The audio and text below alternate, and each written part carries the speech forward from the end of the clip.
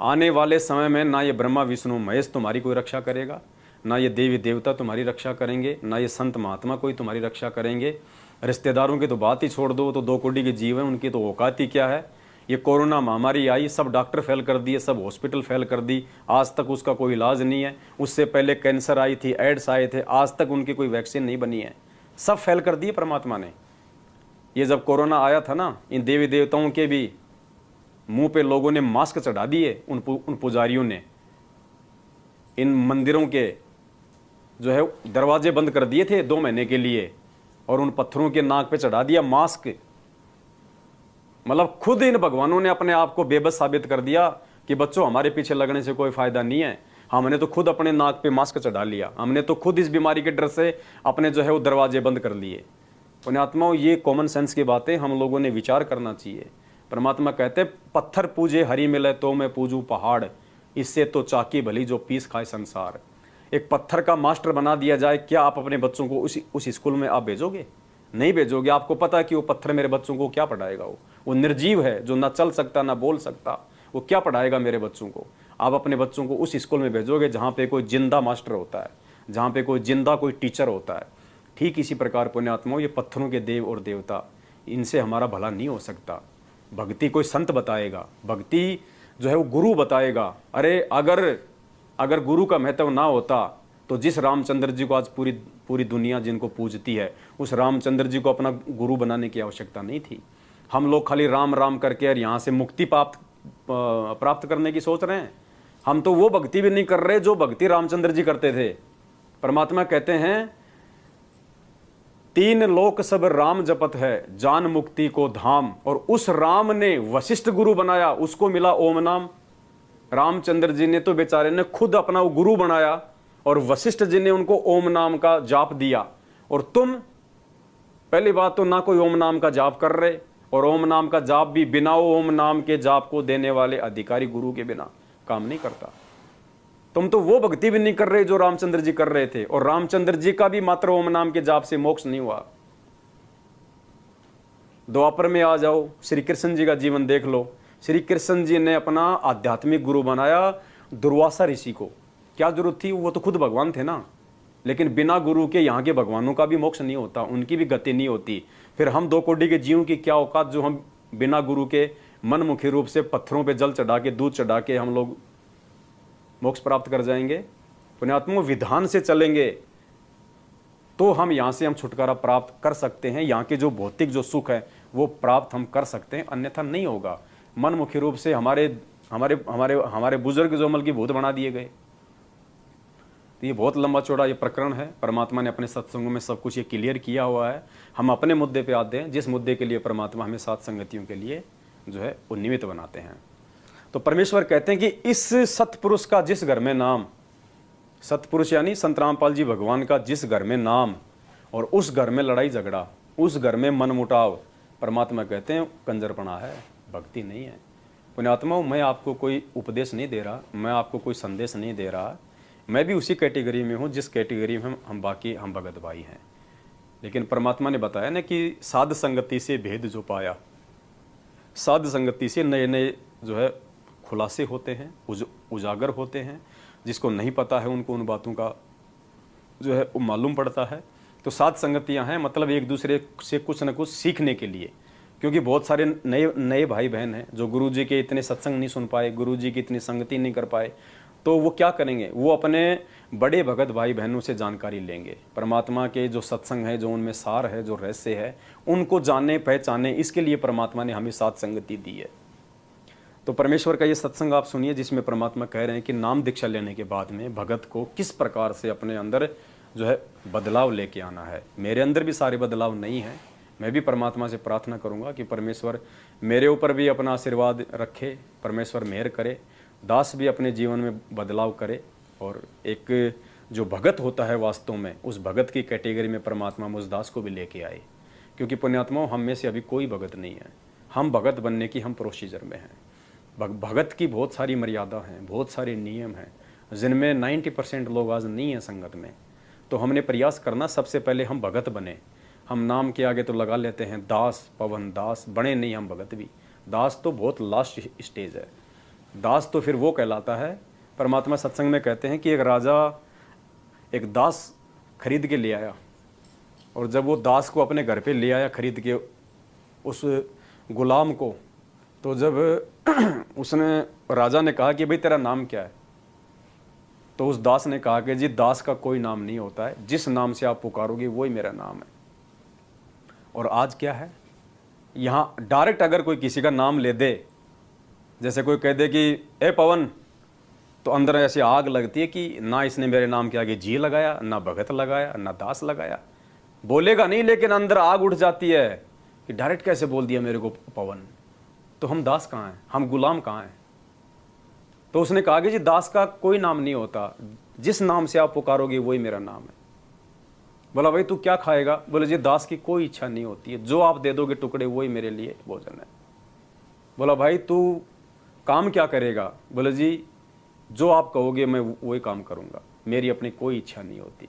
तो पुण्यात्मा दास तो वो स्टेज है, दास की भूमिका निभाई 650 साल पहले इस कबीर परमेश्वर ने। लोगों ने 52 प्रकार की यातनाएं दी उनको, उन्होंने किसी को कोई बद्दुआ नहीं दी, सहा उन्होंने सब कुछ। दास की भूमिका निभाई संत रामपाल जी भगवान ने, इस परमार्थ के लिए निस्वार्थ भाव से 2-2 बार जेल। ये वो परमेश्वर है, एक फूक मारे तो 21 ब्रह्मांड उड़ जाए मालूम नहीं पड़े।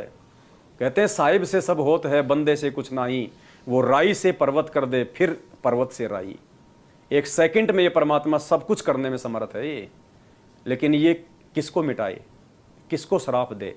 राजा से लेकर रंक तक, अमीर से लेकर गरीब तक, सब इसी के तो बच्चे हैं। एक बाप के 4 बच्चे हैं, 2 बच्चे यदि बिगड़ जाते हैं, शराब पीने लग जाते हैं, भांग खाने लग जाते हैं, और नशे में वो अपने बाप को भी वो गाली गलौज कर देते हैं, मारपीट कर देते हैं, लेकिन बाप फिर भी उनका बुरा नहीं चाहता।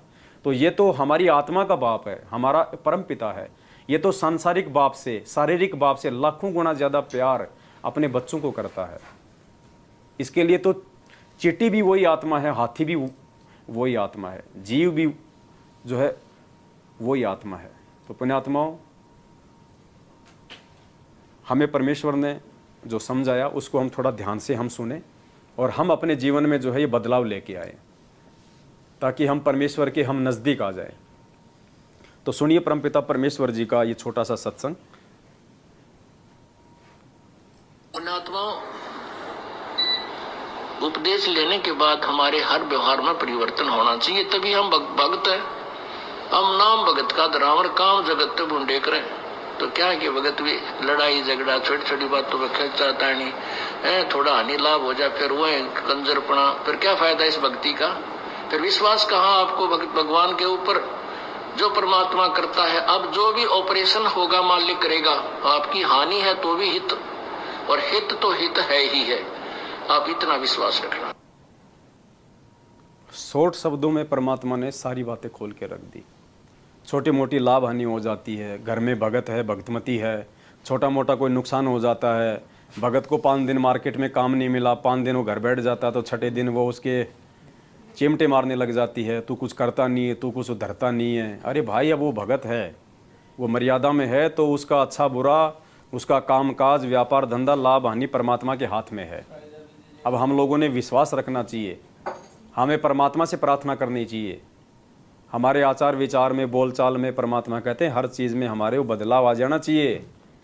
हमने अपने पूज्य गुरुदेव भगवान को देख के चलना है। पुण्यात्माओं, दास ने पहले भी कहा था, और परमात्मा भी अपने सत्संगों में बार बार संकेत करते हैं कि भक्ति मार्ग पे यदि एक भगत ने सफल होना है, तो भगत ने ना तो भक्तों को देख के चलना है, भगत ने ना जगत को देख के चलना है, ना किसी आडंबर को देख के चलना है। भगत ने यदि भक्ति मार्ग पे सफल होना है तो अपने गुरुदेव के जीवन को देख के चलना है, क्योंकि वो गुरु भी एक भगत की भूमिका करता है, और भगत बन के वो दिखाता है कि भगत के क्या लक्षण होते हैं, भगत को कौन से शुभ कर्म करने चाहिए, कौन से अशुभ कुकर्मों से उसको दूर रहना चाहिए, भगत का अपने गुरु के प्रति क्या भाव होना चाहिए, अपने भगत भाई बहनों के प्रति क्या उसका व्यवहार होनी चाहिए, क्या उसकी समाज में मान मर्यादा होनी चाहिए। ये सारी चीज़ें परमात्मा एक भगत की भूमिका करके 17 फरवरी 1988 से ये सतगुरु रामपाल जी भगवान स्वामी आदरणीय राम देवानंद जी महाराज जी को अपना मुँह बोला सतगुरु बना के, और परमेश्वर ने एक भगत की भूमिका करके हमें दिखाई ये सारी चीज़ें। कि एक भगत के क्या लक्षण होते हैं। एक भगत का अपने गुरुदेव पे कितना अटूट विश्वास होता है। गुरुजी बार बार सत्संगों में जिक्र करते हैं कि पुण्यात्माओं, नाम चाहे 2 साल बाद में ले लो, 6 महीने बाद में ले लो, लेकिन पहले ज्ञान को अच्छे से समझ लो, ज्ञान को समझ के नाम लो। अगर नाम दीक्षा लेने के बाद में तुम्हारा अपने गुरु के ऊपर अविश्वास हो गया, किसी भी सिरफिरे के द्वारा तुम्हारे मन में शंका पैदा कर दी तुम्हारे गुरु के प्रति और तुमने मान लिया, या तुम्हारे अंदर भी आ गई वो बात कि हाँ ऐसा हो सकता है, उसी दिन तुम्हारी सारी बने बनाई भक्ति का सत्यानाश हो जाता है। तो परमात्मा ने वो भूमिका भी दिखाई करके परमेश्वर ने बताया। एक हरियाणा का रामेश्वर भगत जी थे, चिड़ी गांव के रामेश्वर भगत जी। वो सतगुरु जी से पहले ही दादा गुरु जी से नामोपदेशी हो चुके थे। सतगुरुदेव जी ने लीलामय तरीके से रामेश्वर जी को निमित्त बनाया गुरु शिष्य परंपरा में जाने के लिए। तो राम स्वरूप ने सतगुरुदेव जी को बताया। उस समय गुरु जी जेई की नौकरी करते थे, सिंचाई विभाग में जूनियर इंजीनियर थे हमारे पूज्य गुरुदेव। तो रामेश्वर जी उनके संपर्क में थे, उनके मित्र थे। तो रामेश्वर जी आए सतगुरुदेव जी के पास में और कहा कि भाई रामपाल, तेरे मतलब का एक कबीरपंथी एक संत है, चाहे तो उससे नाम ले ले। तो मालिक तो जानी जान थे, अंतर्यामी थे, खाली वो निमित्त बने हुए थे उनसे जुड़ने के लिए। तो भाई चल भाई, कोई दिक्कत नहीं भाई, देख लेते हैं। तो वहाँ गए, ज्ञान सुना, पूज्य गुरुदेव जी ने नाम ले लिया और परमात्मा ने अपना मुंह बोला गुरु उनको बनाया। इस बात का हमारे दादा गुरुदेव जी को भी अच्छे से पता था, क्योंकि दादा गुरुदेव को भी ऊपर से सख्त हिदायत थी उस परमेश्वर की तरफ से कि आपको किसका इंतजार करना है। यानी परमेश्वर ने स्वयं ही आना था इस 12वें पंथ में अपनी वाणी के अनुसार कि 12वें पंथ हम ही चलावें, सब पंथों को मिटा के एक पंथ चलावें। तो 17 फरवरी 1988 को स्वयं वो कबीर परमात्मा सतगुरु रामपाल जी परमेश्वर जी के रूप में अपना मुंह बोला गुरु बनाते हुए आदरणीय रामदेवानंद जी को और 12वें पंथ में उन्होंने जो है वो प्रवेश किया। तो नाम ले लिया, 2, 4, 5 महीने बीत गए, साल भर हो गई। अब पुण्यात्माओं, जहाँ पे गुरु और शिष्य का नाता होता है, परमात्मा कहते हैं वहाँ पे परीक्षा होती है। 650 साल पहले हमारी परीक्षा हुई, क्योंकि हम इस कबीर परमेश्वर के शिष्य थे 64 लाख। परमात्मा ने गणिका रविदास जी को निमित्त बना के हम सब की परीक्षा ली 64 लाख की। हम सब फेल हो गए। क्यों?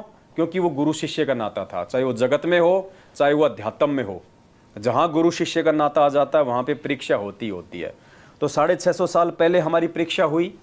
उसके बाद में दादा गुरुदेव ने, उस समय पंजाब में दादा गुरुदेव के 9 लाख के आसपास उनके जो है वो भगत हो गए थे।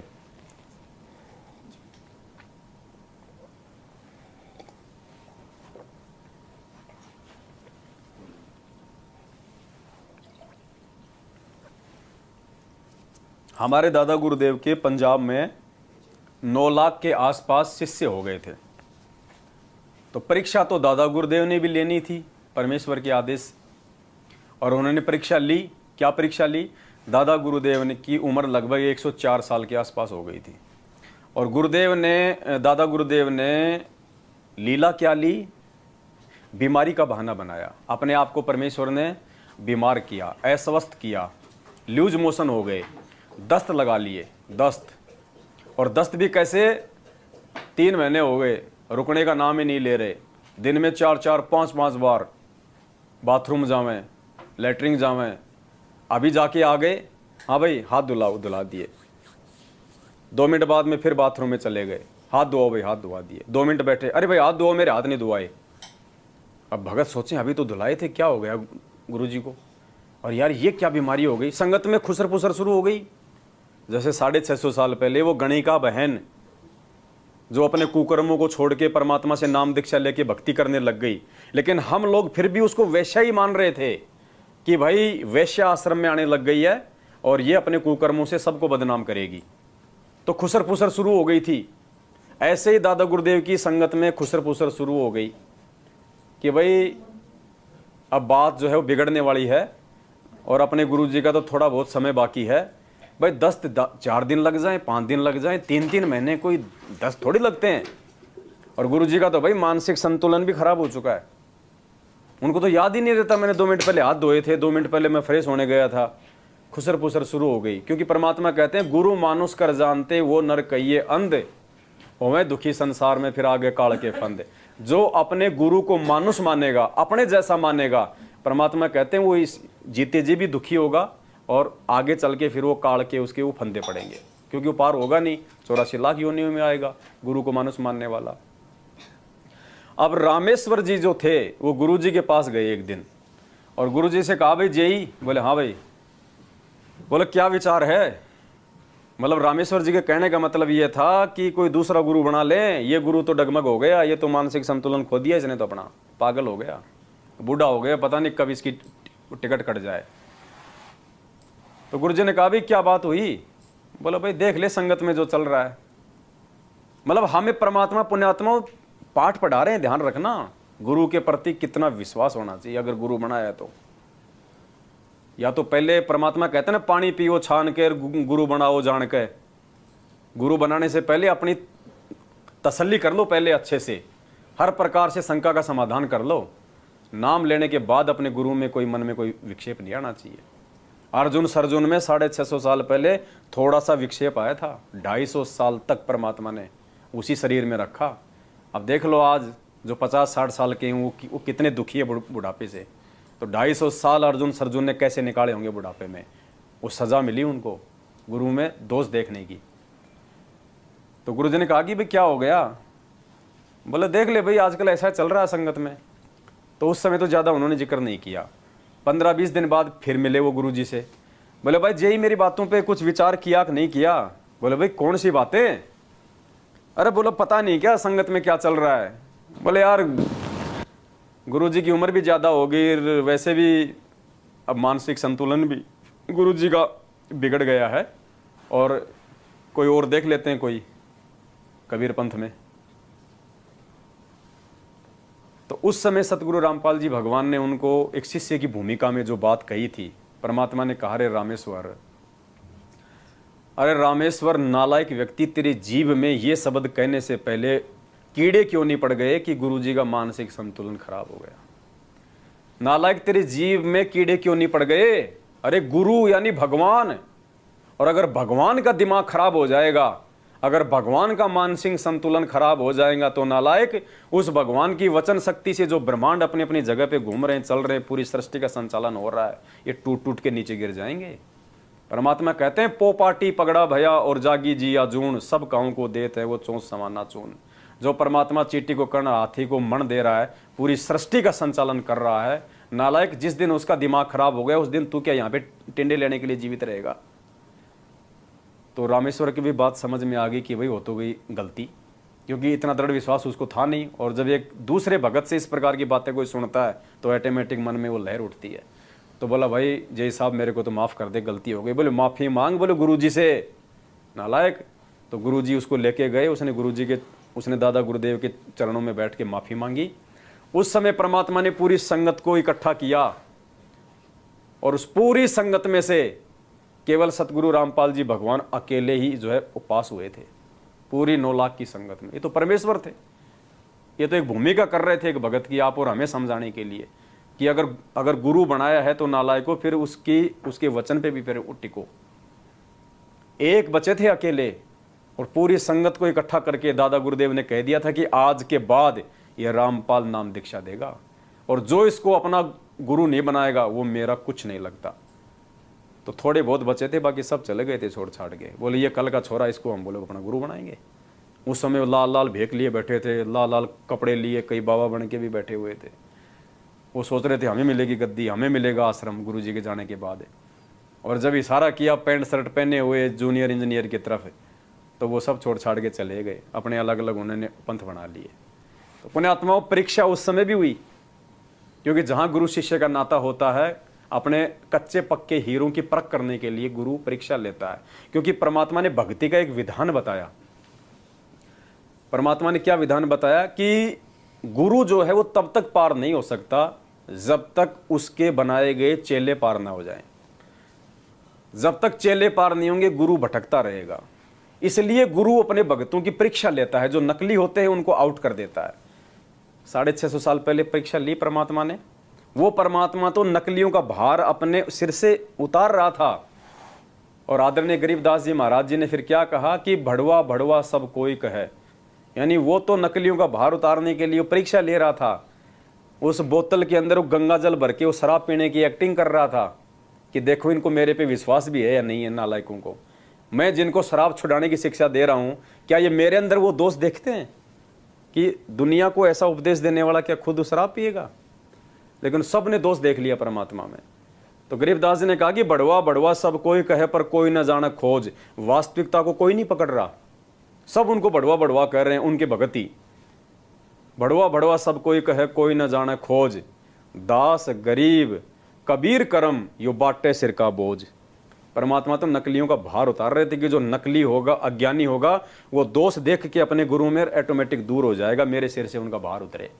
तो पुण्यात्माओं, ये जो 2014 जो बरवाला कांड था, ये लाखों की भीड़ में से उन नकली भक्तों का भार ये सतगुरु रामपाल जी भगवान अपने सिर से उतार रहा था। जैसे हम अपने बच्चे को स्कूल में भेजते हैं ना, 2 परीक्षा होती है साल में छांटने के लिए। ये परीक्षा इसीलिए होती है, जो नकली होगा, जो पढ़ाई पे ध्यान नहीं देता, वो फेल हो जाएगा, छट जाएगा। जो पास होगा वो आगे बढ़ता चला जाएगा। तो ये आध्यात्मिक जीवन हो चाहे सांसारिक जीवन हो, जहाँ गुरु शिष्य का नाता होता है वहाँ पे परीक्षा होती है। तो पुण्यात्माओं, हमारा सौभाग्य है कि परमेश्वर ने 2014 बरवाला कांड में परीक्षा ली, आज भी परीक्षा चल रही है।